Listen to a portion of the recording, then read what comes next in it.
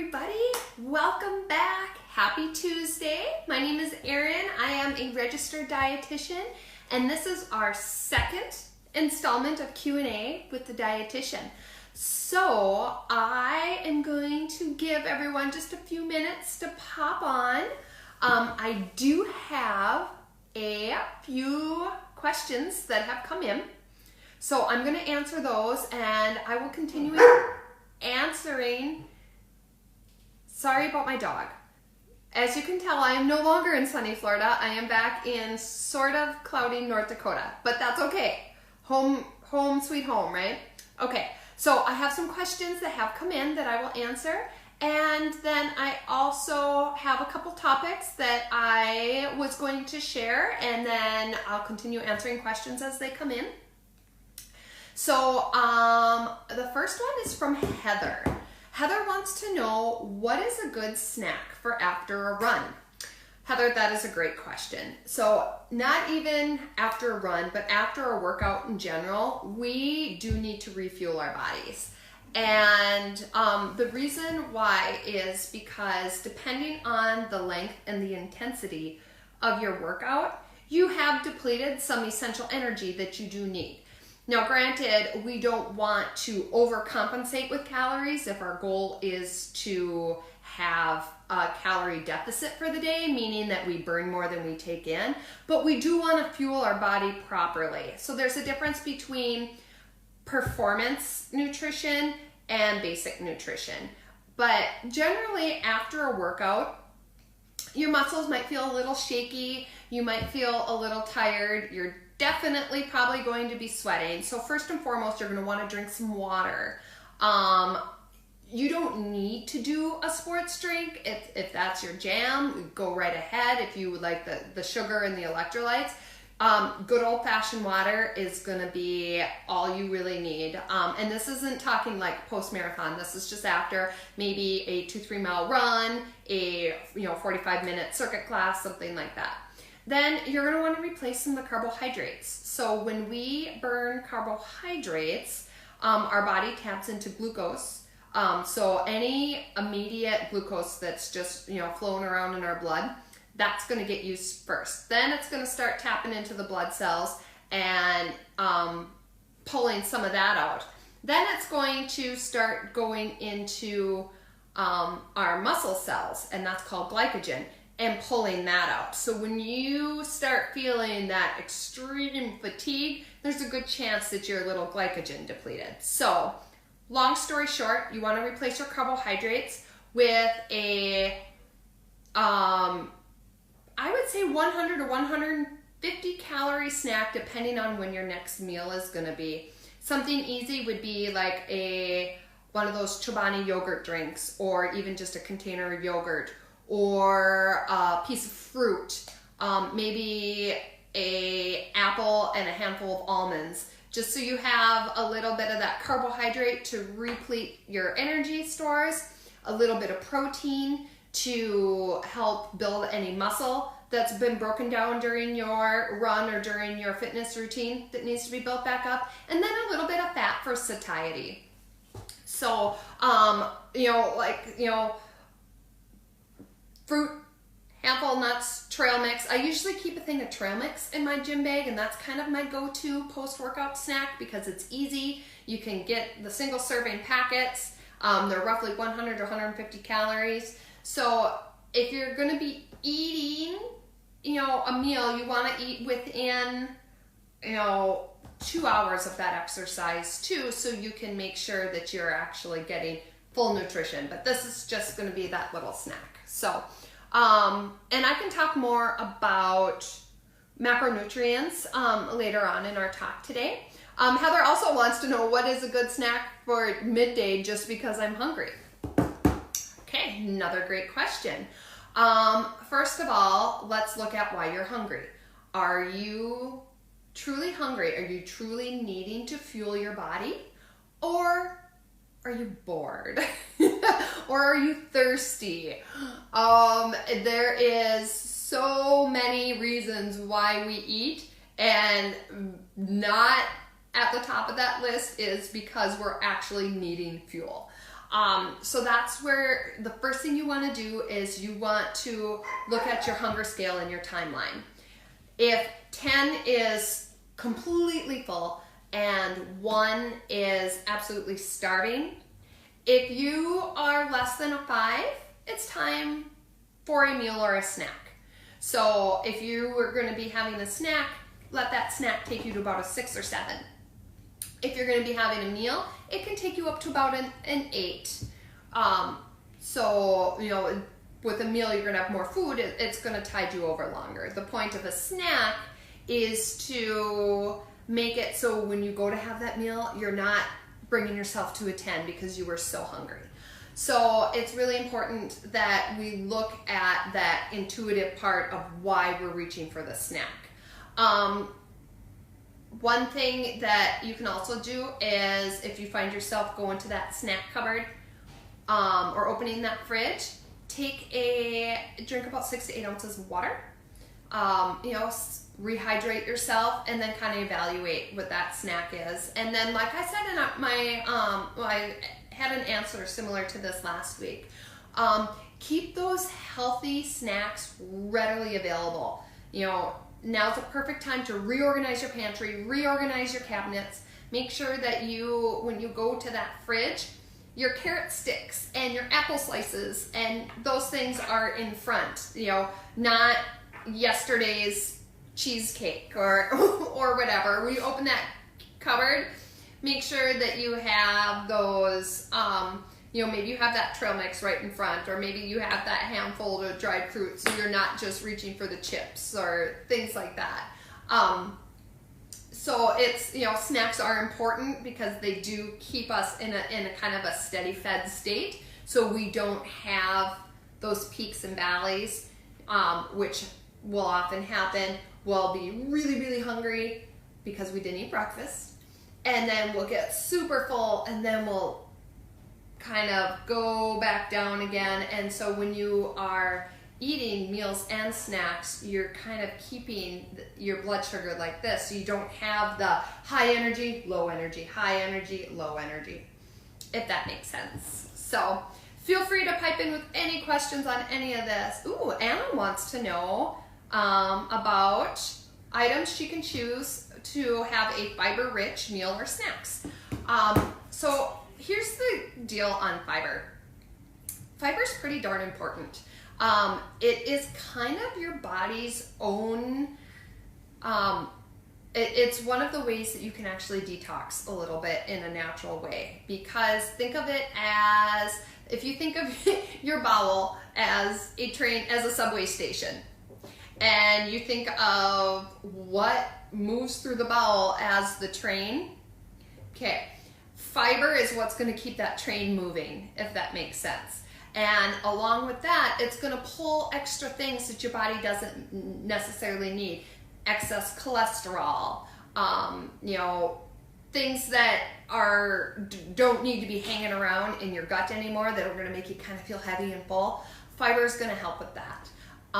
So natural fiber is found in fruits and vegetables, whole grains, you know, oats, quinoa, your beans, your legumes, and some nuts, things like that are going to be a good source of fiber. So you also want to make sure you're drinking a lot of water when you change your in intake, because just like it helps things along, if you don't have water to absorb it, it can stop the train. No one likes a stopped train in that particular subway, if that makes sense. So you want to make sure. So like I said, you know, fruits and vegetables, fresh fruits and vegetables are going to be your best. You can do frozen fruits and vegetables, are still going to be pretty good. When you start to cook those things down, as you steam them and microwave them, boil them, things like that, they still are going to be a good option, but that fiber, that cellulose breaks down. So that's where it's kind of fresh, frozen, canned is kind of how you want to go on that route. So granola bars are a good source of fiber. You know, they're also They're also ones that hide added sugar, so make sure you are checking those labels on your granola bars. So, okay, let's see, any other questions? I feel like there was one I'm missing. Oh, Catherine, this is a great one. What are some healthier ways to satisfy a sweet tooth? As an alternative to M&M's and Easter candy. Oh, that stinking Easter candy. It is like, to me, the best and worst candy season of the year. My personal vice are Cadbury cream eggs or the Cadbury like mini eggs that have that little shell on the outside. So good. So sweet tooth is definitely, some of us have more of a sweet craving, some of us have more of a savory or a salty craving. Some of us like them both together. So one thing that we can really do is go for those naturally sweetened foods. So fruits are gonna fall into that category. If chocolate is something that you just really feel like you'd like to have in your day, go ahead and have it. So maybe if you know that you're gonna reach for those M&Ms, and if you don't have those M&Ms, you're gonna obsess about having those M&Ms, and then you're gonna eat everything in the house, and then you're just gonna come back and eat those darn M&Ms anyway. Just eat the M&Ms. But find some clever, healthy ways to do that. And this is great if you have kids, because now with homeschooling starting tomorrow, and you know, having to come up with some fun, healthy and fun snacks and meals, you could do things like slice a banana into rounds, put a little dab of peanut butter and a little M&M on top. So now you're having that sweet, you're having that salty, but you're also getting that nutrition, that potassium and that good healthy energy from that banana. You could take, you know, orange slices or apple slices and pair them with a, you know, a favorite cheese, or, you know, like you can make butterflies out of, do a cheese stick and then do apple slices for the wings, and you can make butterflies, and things like that are going to be really satisfying, and they're going to be really nutritious, and you're going to feel good. So the other thing is, make sure you are drinking enough water. That a lot of times we reach for things because we're thirsty. So keep your mug, get a mug, and you know, keep it full, keep it handy, so you can go ahead and take some you know, drinks and sips on that throughout the day. You can also look at some low-cal sweet options like ice cream. If ice cream's your jam, you could get like the Skinny Cow ice cream bars. They're about 100 calories, and that could be your little sweet treat in the afternoon. It's frozen yogurt based, so it's still going to be giving you a little bit of nutrition, and you're going to get that sweetness. So reading labels is going to be an awesome, Caitlin, an awesome way to just kind of train yourself to know what you're looking for. Caitlin loves water. How much is enough? Well, you know, the general rule of thumb has always been 8 8-ounce glasses, so like 64 ounces a day. But the best way to measure it is just know how much your water bottle is. So most of us will have like probably a 32-ounce water bottle, or maybe a 20-ounce water bottle. If you have a 20-ounce water bottle, make sure that you're drinking 3 of those a day. If you have a big 32-ounce one, make sure you're drinking 2 of those a day. You know that you're drinking enough water if your urine is a pale yellow or clear. You know you're not drinking enough water if it's the color of Mountain Dew. So you want, that is the best way to judge on whether or not you're drinking enough water. If it's 3 o'clock in the afternoon and you've been up since 7 o'clock in the morning and you think, wow, I haven't gone to the bathroom yet today, you're not drinking enough water. Catherine, yes, sparkling water LaCroix does contribute to total water intake. It is water. It's carbonated, so, but it is, it's a great way to add to that. Another thing to do with water is, even if you don't have a diffuser, throw some frozen fruit. I like to buy frozen berry mix that my kids use to make smoothies. Throw that in your water and just treat it like an ice cube. So then it kind of gives you that flavor, and then you also get a little bit of that vitamin C that will leach into that water and give you just kind of a little bit of an immunity boost, which we obviously all need these days. So that is something that you can do. You can also, with that sparkling water, you can pour it in a wine glass with a little bit of fruit juice to create yourself kind of a little sparkling cocktail. And that will, if cutting back on alcohol is a goal, that will still give you that feeling of sipping on something with your dinner. Sometimes out of habit, we just like to sip on that wine or sip on that drink. So having that little, sparkling water, fruit juice, mixed half and half in a fun wine glass or a fun margarita glass. So make yourself kind of a little mocktail too. Is there a time of day that is best to stop eating before bed? Well, this, kind of, there's a lot of back and forth on this, because you talk to the intermittent fasters and they have set times that they can eat and that they fast. I personally just go by how I'm feeling. If supper has gotten me through, and I know that I'm not going to wake up hungry in the middle of the night, then I won't have anything before I go to bed. But if I've had a lighter supper and I know that I'm going to want a little bit of, if I'm feeling, if I'm on that hunger scale and I'm feeling, I'm a little bit hungry and I kind of know by morning that I'm going to be starving, then I will have something. But I usually eat really light, and I tend to eat low fat before I go to bed. So I almost always go for a piece of fruit or a piece of low fat yogurt, just, so you don't have that heaviness.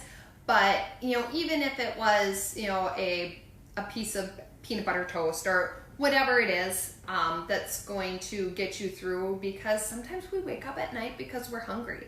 And we don't realize that's why we're up. We're laying in bed and we're awake, so then we start thinking of all the things we have to do. And we don't realize that why we initially woke up is that maybe we just didn't fuel ourselves enough and our body is trying to tell us something. So, if that makes sense. I love all the little Caitlin and all her little hearts and her likes. So, let's see if we had any other questions come in. One thing that I kind of wanted to revisit is that I do get a lot of questions on is macronutrients and what that looks like. And with macronutrients, like I said last week, they're the three main components of our food that contain calories. So you have your fat, your protein, and your carbohydrates. Your carbohydrates and your protein are equal in, Heather, you know what? That will tie into what I'm talking about. Your fats and your proteins, your carbohydrates and proteins are equal caloric value, meaning per gram, you have 4 calories per gram. Fat is 9 calories per gram.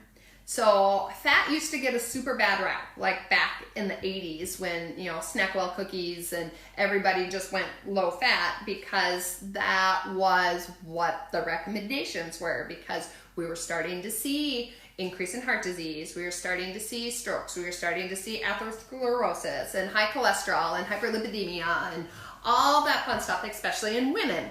And so what did we do? We went low fat. Well, it turns out our body does need fat. Our body cannot make cholesterol, so we do have to take in cholesterol from a dietary source. So I never ever recommend cutting fat out. Just like I never recommend, and I'm going to say this with a disclaimer, you do you. If keto is your thing and it worked for you, or you know someone who knows someone that did the keto diet and it worked for them, awesome, good on them, you do you. I personally would never follow it because it doesn't give me the energy I need. And that much intake of fat is truly scary for me, because I do have a family history of heart disease. I do have a family history of high cholesterol. I do have a family history of stroke and things like that. So the thought of taking in 75% of my diet from fat truly frightens me, and I would never do it. But like I said, if you know someone who knows someone, good on them. So that's my disclaimer for that. We all have things that work for us. If you do choose to practice it, just know it's not a long term. It's kind of meant to be followed for 3 weeks, then you go off it, but that's a whole nother topic.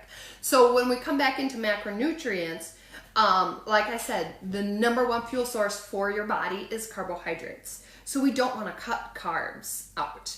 Now, when people say, well, I'm going low carb or I'm limiting carb, and they're taking the top bun off their sandwich, or they're eliminating the potato from their meal, or maybe not taking from the bread basket, that's not necessarily going low carb. It's just eliminating the excess carbs that we've gotten used to taking in, because back in the 80s and 90s, everything was low fat, so everything we ate was carbohydrate based.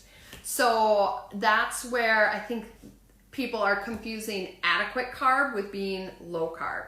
So if you're on a 1,800 calorie diet, or let's say that that's what your body needs to maintain or maybe move towards a gradual weight loss, 900 calories should come from carbohydrates, about 50%. Now, if you're a performance athlete, you might need more. If you are a bodybuilder, you might need less. That is where there is not a one-size-fits-all nutrition plan. But for the basis of simplicity, you really want to have about 50% of your carbohydrates, or of your diet, as carbohydrates. So now if you do the math on that, and you take, I'm terrible at math, so I'm just gonna throw this out there live, that I really hope that somebody out there is gonna help my kids with their homeschooling, because I'm not gonna be able to help with math. Science, I'll be okay. So if I take 900 and I divide it by 4, I get 225. That's grams. So 225 grams. So now let's divide that by, we're gonna say, just based on like the diabetic carbohydrate exchange, I always kind of view one serving of carbohydrate to be between 15 and 20 grams. So we're gonna take that 225, we're gonna divide it by 15, and that is going to be 15 servings a day. That seems like a lot, right? So when you look at servings of carbohydrates, they're kind of looked at as ounce or ounce equivalents. So an ounce equivalent would be like one slice of bread. So that's how I look at servings of carbohydrate. One slice of bread. So if you have a hamburger and you have the top and bottom bun, that's 2. That's great. But now let's say we add French fries on there. Okay, so that's probably 3, maybe 4. And then you had, a soda, which is probably going to be 5 or 6. So now at that one meal, and then you had, maybe there was bread on the table and you had a slice of bread before the meal came. So now you're looking at 7. So now you've had half of that just in one day. So that seems, so when it's 15 isn't a lot. If you think about a restaurant serving a pasta, it's probably 4 or 5. So it looks low carb when it's really adequate carb. It's not excess carb. So I'll let you kind of chew on that for a little bit. No pun intended. Now when it comes to fat, we do still need fat. Heather has a question about avocados. Okay, I gotta read this whole question. Avocados are fat. If you think about avocado oil, it obviously comes from avocados. So avocados are fat, nuts are fat, olives are fat. They're a fat-based food. With that being said, there is nothing wrong with having a few slices of avocado like on your sandwich or in your salad, or maybe a teaspoon or a tablespoon of guacamole with your tacos or fajitas or whatever, because it is a plant-based fats. Plant-based fats tend to be our healthiest fats in the sense that they are unsaturated. They're going to be a a better source of fat for the body, which your body does need fat. Fat lines our cells. Fat keeps everything, you know, our hormones and everything are fat, cholesterol based. So we do need fat in the body. And that's where some of those plant-based fats are great. Now, if you ate 5 avocados a day, you're going to get a lot of fat. So when you're looking at fat being 9 calories per gram, well, 50% of your diet is carbohydrates. Then to start, I kind of just break the other half into 25 and 25. So for protein, you know, you're gonna have 25%, so you have 900 carbohydrates, so the other 900 is getting divided up between fat and protein. Well, there's 9 calories per gram in fat, 4 in protein. So you're gonna have more protein calories than fat calories, if that makes sense. That was, I stated that kind of weird, but, so we have our 900, we're dividing that in half. So we have 450 divided by 4 calories. So roughly 110 grams of protein. So 1 ounce of meat is 7. So if you have a 10-ounce steak, you have 70 grams right there. Nobody needs a 10-ounce steak. So that's really hard on your kidneys. But anyway, I digress. So then we have that 450, we're going to divide it by 9, which leaves you about 50 grams for fat. So it's not a ton. So you really just need to learn to look at food labels. And I'm trying not to get too scientific in here, but people ask me the questions all the time, how do I balance my macronutrients? You really have to know what all that means. You know, it's not simple as if I just said, well, 50% carbs, 25% of each. You have to know of what, 50% of what. So that's what that means. So it's of your caloric needs. Now I used 1800 as a basis. This is for an average, healthy, normal weight to maybe moderately overweight adult. Underlying conditions, your dietary factors are going to change. They're going to change with diabetes. They're going to change with kidney function, liver function, immune function, cancer, pregnancy, anything like that. So this is just based on your average, healthy, normal to slightly overweight American person, a human person. You know what I mean. I guess you don't have to be American, but you know what I mean.